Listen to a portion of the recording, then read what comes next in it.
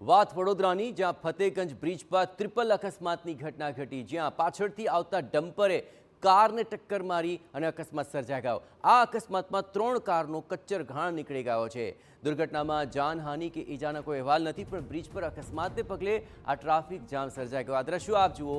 આ ટ્રિપલ અકસ્માતની ગંભીરતા દર્શાવતા દ્રશ્યો સામે આવી રહ્યા છે, પણ આ અકસ્માતને કારણે બ્રિજ પર ટ્રાફિક જામના દ્રશ્યો સામે આવી ગયા। ફતેગંજ બ્રિજ જાણે કે અકસ્માતનો ઝોન બની ગયો હોય તે પ્રકારની આવી ઘટનાઓ છાસવારે બની રહી છે, પરંતુ અહીં ડમ્પરે કારને ટક્કર મારી અને તેને કારણે અન્ય એક કાર પણ અથડાઈ ગઈ અને તેને કારણે આ ટ્રિપલ અકસ્માત સર્જાયો।